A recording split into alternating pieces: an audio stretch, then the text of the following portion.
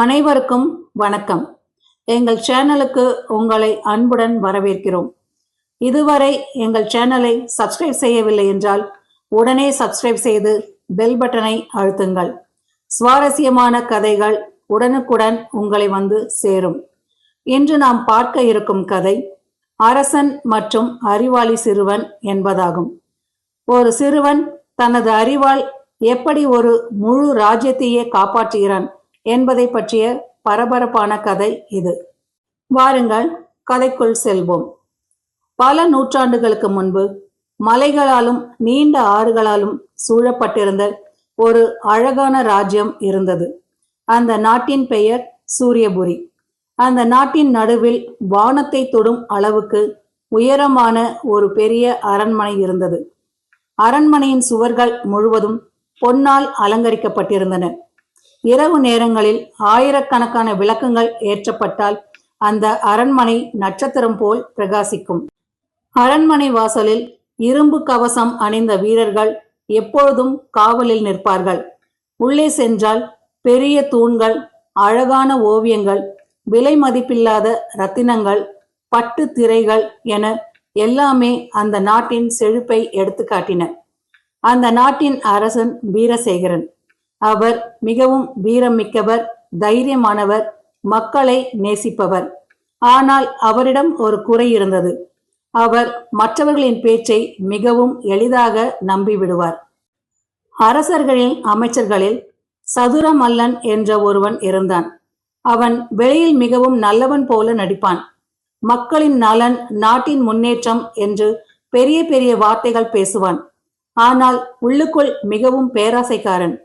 அரசரின் நம்பிக்கையை பயன்படுத்தி நாட்டின் செல்வத்தை திருட வேண்டும் என்பதே அவனுடைய ஆசை.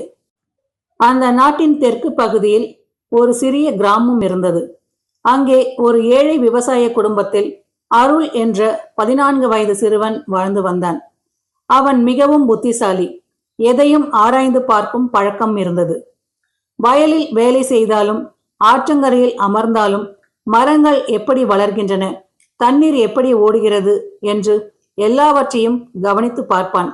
கிராம மக்கள் அவனை பார்த்து, இந்த சிறுவன் ஒரு நாள் பெரிய ஆளாக போகிறான் என்று பேசுவார்கள். ஒரு வருடம் சூரியபுரி நாட்டில் மழையே பெய்யவில்லை. முதலில் மக்கள் அதை பெரிதாக எடுத்துக்கொள்ளவில்லை. அடுத்த மாதம் மழை வரும் என்று நம்பினர். ஆனால் நாட்கள் கடந்தன. சூரியன் கொதித்தான். ஆறுகள் மெதுவாக வற்றத் தொடங்கின. வயல்களில் இருந்த பசுமை மறைந்தது. மண் முழுவதும் வெடித்து பிளந்தது. கிணறுகளில் தண்ணீர் இல்லாமல் போனது. கிராம பெண்கள் பல மைல் தூரம் நடந்து சென்று குடிக்க சிறிது நீர் எடுத்து வந்தனர். சிறு குழந்தைகள் தாகத்தால் அழுதன. விவசாயிகள் வாடிய பயிர்களை பார்த்து கண்ணீர் விட்டனர்.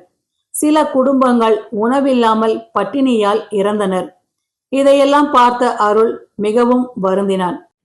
மக்களின் துயரத்தை கேட்ட அரசர் வீரசேகரன் உடனே அவசர கூட்டம் ஒன்றை நடத்தினார். அரண்மனையின் பெரிய மண்டபத்தில் அமைச்சர்கள் அனைவரும் கூடியிருந்தனர்.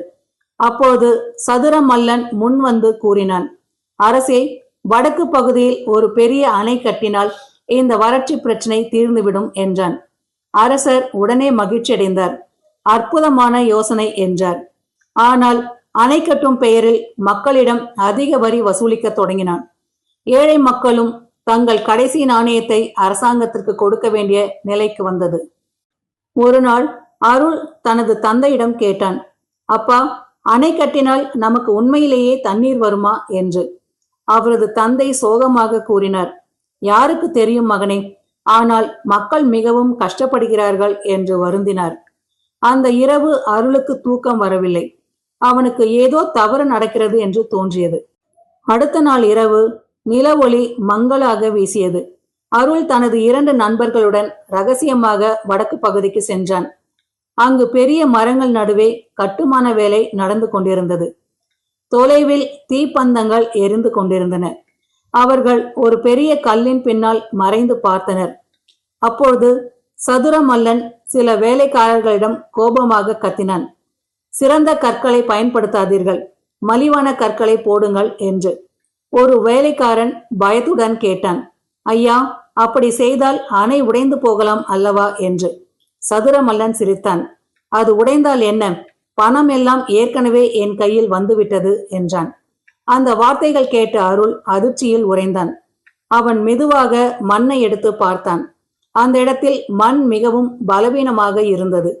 அங்கே அணை கட்டினால் நீண்ட நாட்கள் நிலைக்காது என்பதை அவன் புரிந்து கொண்டான். அடுத்த நாள் காலை அருள் நேராக அரண்மனைக்கு சென்றான். ஆனால் காவலர்கள் அவனை உள்ளே அனுமதிக்கவில்லை. ஒரு கிராமத்து பையன் அரசரை பார்க்க முடியாது என்றனர். அப்போது அருள் உரக்க கூறினான், நாட்டை காப்பாற்றும் உண்மை என்னிடம் இருக்கிறது என்று.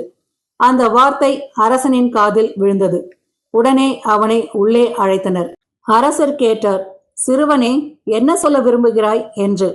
அருள் தைரியமாக கூறினான், அரசே, அணை தவறான இடத்தில் கட்டப்படுகிறது என்றான். அமைச்சர் சதுரமல்லனை உடனே கோபமாக பார்த்தார். அவன் பொய் சொல்லுகிறான் அரசே என்று சதுரமல்லன் கத்தினான். ஆனால் அருள் பயப்படவில்லை. அவன் தனது பையில் இருந்த மண்ணையும் கற்களையும் எடுத்து காட்டினான். இந்த மண் நீரை தாங்காது அரசே என்றான்.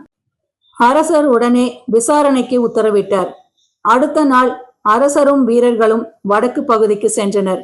அங்கே இருந்த வேலைக்காரர்கள் முதலில் பயந்தனர். ஆனால் அரசர் உண்மையை கூறினால் தண்டனை இல்லை என்றார். அப்போது ஒரு முதிய வேலைக்காரன் முன்வந்து அழுது கொண்டே கூறினார், அரசே, அமைச்சர் தரமில்லாத பொருட்களை பயன்படுத்தும்படி கூறுகிறார் என்று. மற்ற வேலைக்காரர்களும் அதையே ஒப்புக்கொண்டனர். அரசனின் ஆணைப்படி சில வீரர்கள் சதுரமல்லனின் வீட்டை சோதனை செய்தனர். அங்கே தங்க நாணயங்கள், ரகசிய கணக்கு புத்தகங்கள் அனைத்தும் கண்டுபிடிக்கப்பட்டன. அவற்றை பார்த்ததும் அரசர் அதிர்ச்சி அடைந்தார். அரசவை கூடியது. அரசர் கோபமாக எழுந்து நின்றார். மக்களை ஏமாற்றியதற்கும் நாட்டிற்கு துரோகம் செய்ததற்கும் சதுரமல்லனை உடனே சிறையில் அடையுங்கள் என்று உத்தரவிட்டார். வீரர்கள் உடனே அவனை கைது செய்தனர். சில நாட்களில் சரியான இடத்தில் புதிய அணை கட்டப்பட்டது.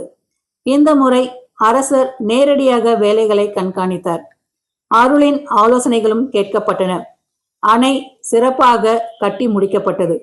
சில மாதங்கள் கழித்து கருமேகங்கள் வானத்தில் திரண்டன. மழை கொட்டி தீர்த்தது. ஆறுகள் மீண்டும் நிரம்பின. அணை முழுவதும் தண்ணீரால் நிரம்பியது. மக்கள் மகிழ்ச்சியில் ஆடியும் பாடியும் கொண்டாடினர். கிராம பெண்கள் விளக்கேற்றி கோலமிட்டனர். சிறுவர்கள் மழையில் ஓடி விளையாடினர். விவசாயிகள் மீண்டும் விதைகளை விதைத்தனர். முழு நாட்டிலும் திருவிழா போல கொண்டாட்டம் நடந்தது. அரசர் அனைவரின் முன்பும் அருளை அழைத்தார்.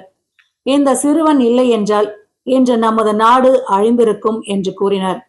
மக்கள் அனைவரும் சிறுவனை நோக்கி கைத்தட்டினர்.